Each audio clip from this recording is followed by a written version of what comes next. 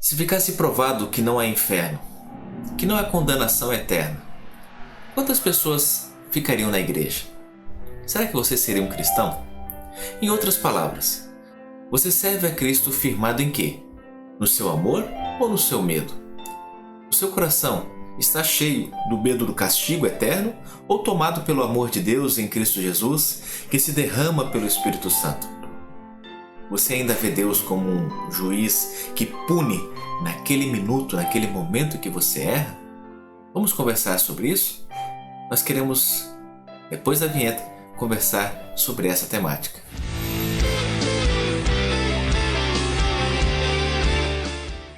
Muitos de nós chegam a crer em Cristo, mas nossas visões de Deus nunca mudam do que eram antes de conhecê-lo. Por exemplo, qual é a sua visão de como será o dia do juízo final? Já pensou? É mais medo, terror, pânico ou é a vitória dos cristãos? Vitória conquistada por Cristo Jesus. Lutero, no seu tempo, antes de conhecer o Deus da Bíblia, achava que Deus fosse um juiz muito rigoroso. Também pudera. Esse era o pensamento popular de sua época. E você? Agora que é um salvo, como você vê Deus? Será que nós o escolhemos com medo ou terror, como um servo que também espera ser punido a qualquer momento? Ou será que tentamos nos esconder e esperar que ele não nos perceba, especialmente quando pecamos? O ladrão provavelmente não roubará enquanto tiver a certeza de que poderá ser preso. Ele age certo não porque seja correto, mas sim porque ele teme a pena. Isso faz não somente um escravo muito perverso, mas também um cruel ladrão. No primeiro instante em que esse sujeito tiver a certeza de que poderá cometer um crime sem medo da pena e da condenação, você acha que o ladrão roubará ou não? A sua vivência de santidade se fundamenta no medo de ser flagrado ou no amor? Agostinho, o Santo Agostinho, diz que esse é o temor servil.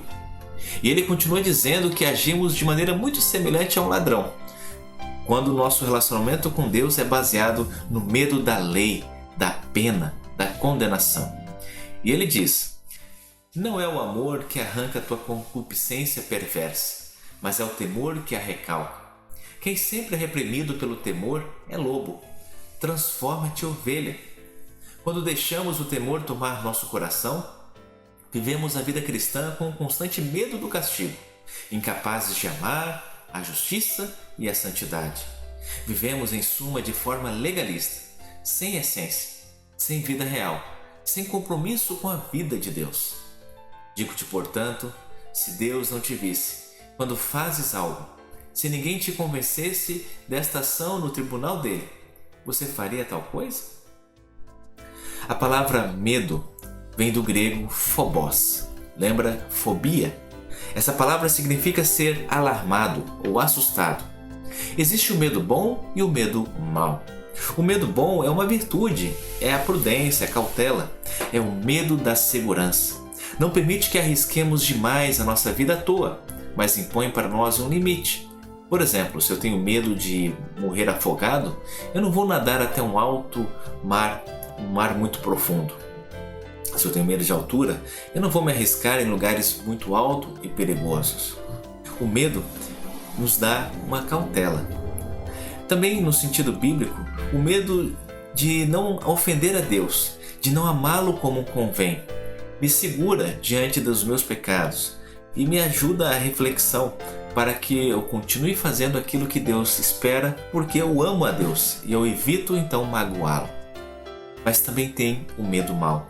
É aquela emoção desagradável, causado pela crença de que alguém ou algo é perigoso, suscetível de causar dor, ou uma ameaça, ou a probabilidade de algo indesejável acontecer. Quando estamos aterrorizados com o fato de que Deus vai nos punir por cada coisa que falhamos, não podemos entender que o seu amor perfeito já fez por nós. Em 1 João 4,18, na linguagem de hoje diz: no amor não há medo.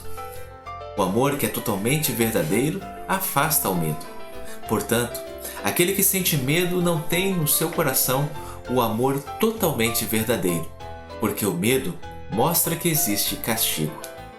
Em algumas versões, os tradutores da Bíblia usaram a palavra perfeito neste versículo. O perfeito amor expulsa o medo. Mas o que significa perfeito? Algo como tendo todos os elementos, qualidades ou características requeridas ou desejáveis.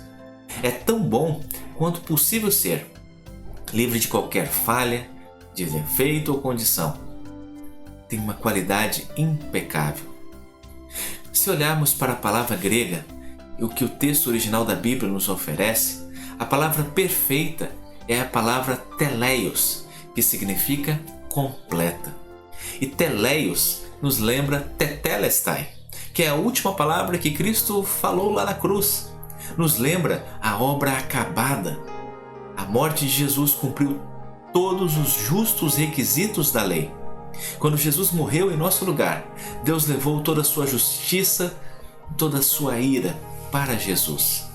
E a ira foi gasta lá na cruz.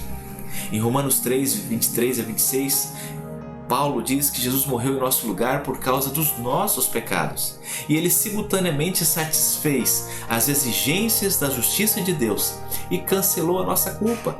Isso foi um completo ato de amor.